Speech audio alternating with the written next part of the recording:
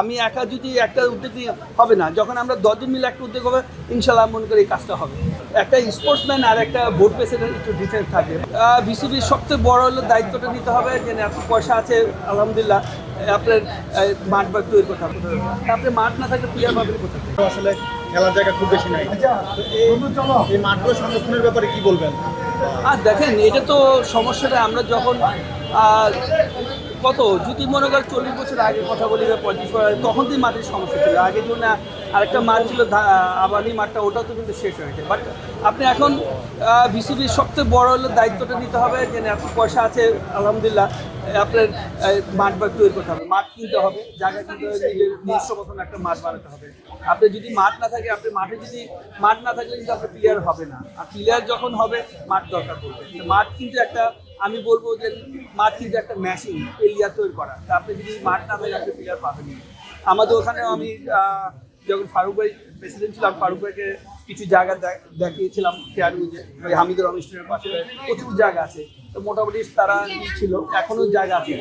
এখন তো ওখানে সস্তা জায়গা, যদি এখন কিনে ঢাকাতে এখানে কত দূর, ওখানে কিন্তু একটা নতুন শহর হচ্ছে, ঝিলমিল হচ্ছে, আর পাশে অনেক প্রজেক্টের বিল্ডিং করতেছে। তাই আমি মনে করি যে এইসব জায়গাগুলো সস্তা পাবে বা আরও অন্যান্য জায়গা যে খুঁজে যদি মাঠের জন্য প্রিপারেশনটা নেয়, আমি মনে করি যে এটা ভবিষ্যতের জন্য ভালো হবে। যেটা আপনি বললেন যে ভবিষ্যতে মাঠ না থাকে প্লেয়ার কোথায় হবে, আপনি মাঠ না থাকে প্লেয়ার পাবেন কোথায়?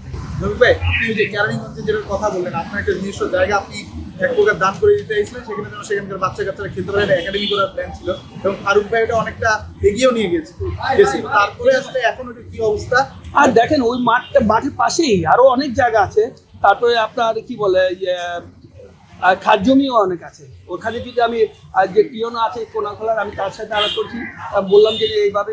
তবে ফারুক ভাই কিন্তু কয়েকবার লোক পাঠিয়েছিল, যে কি বলে আতিক ভাইকে, যে বোর্ডের যে আতিক ভাই নাকি বাতেন ভাই, সরি বাতেন ভাই কিন্তু ইঞ্জিনিয়ার নিয়ে কয়েকবার দেখে আসছে, বলছে রোজ ভাই একদম পারফেক্ট মাঠ আছে, এখানে আমরা 2-3টা মাঠ বানাতে পারবো আর কিছু বিল্ডিং করবো, যে বাচ্চারা একাডেমি থাকতে হবে। এটা মোটামুটি একটা ভালো।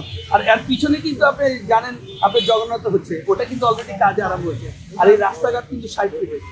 আমি মনে করি আলহামদুলিল্লাহ এখনো যদি সময় আছে, এখানে যদি উপজেলা যে যদি কাগজপত্র দেখে যদি বিসিবি মাঠ করে, আমি বোধ হয় এটা অত টাকা লাগবে না। আপনি মনে করেন কাঠা আপনার 10-11 লাখ টাকা হবে, তো এই ঢাকার থেকে আপনি 20-25 মিনিট লাগে যেতে। তা আমি মনে করি যে এখন তো যদি এই উদ্যোগটা না, ইনশাল্লাহ আমি মনে করি যে আপনার 2 বছর ভিতরে আপনি দেখবেন 2-3টা মাঠ রেডি হবে, যেটা আমরা আজকে বিকেএসপিদের অমুক জায়গা ধরে আপনি তো এখান থেকে জায়গা কিনলে দেখা যাচ্ছে আপনি যে খরচটা 10 বছর, এই 10 বছর টাকাতে কিন্তু আপনি নিজস্ব একটা মাঠ হয়ে যায়।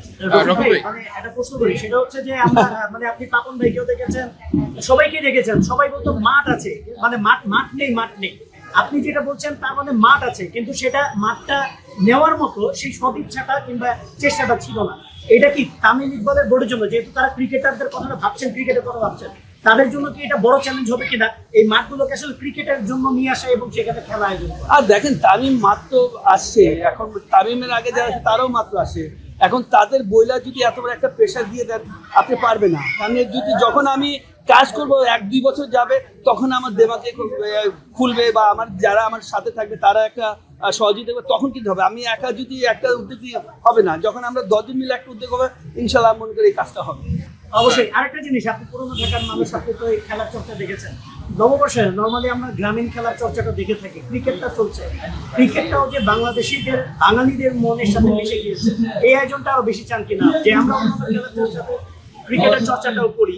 না, আলহামদুলিল্লাহ, এটা দেখেন, এটা শক্ত বড় যে আপনাকে যদি ক্রিকেটটা চালাতে, ক্রিকেটের জন্য মাঠ লাগবে। আমরা এইটা একটা সমস্যা। যে তারপর দেখেন মহল্লার ভিতরে ঢাকার পুরানো টাউনের ভিতরে যেসব মাঠ আছে, যা দেখেন ক্রিকেট কিন্তু খেলা হচ্ছে, এরকম বসে থাকে না কেউ, হচ্ছে টেনিস বলে খেলা চলে।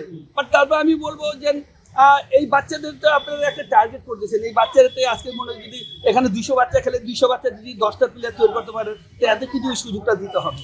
তাহলে দেখা যাচ্ছে আপনি পাবেন। আপনি মাঠ না থাকলে কিন্তু আপনি প্লেয়ার খুঁজে পাবেন না। শেষ প্রশ্ন, পুরোনো ঢাকার মানুষ নতুন ঢাকায় আসছেন, ডিফারেন্সটা কি দেখছেন? আর ডিফারেন্সে কিছু না, কারণ কি আমি বনানী ক্লাবের মেম্বার, আমি প্রায় আসি, এখানেও আসি, আর বনানী ক্লাবের আমি ফ্রাইডে ক্রিকেট খেলি। তা আমি মনে করি যে এটা মানে বেশি ডিফারেন্স না। রফিক ভাই, সামনে বাংলাদেশ নিউজিল্যান্ডের সিরিজ, যদি বাংলাদেশকে নিয়ে কিছু বলতেন যে এই সিরিজ আসলে প্রত্যাশাটা কি আপনার?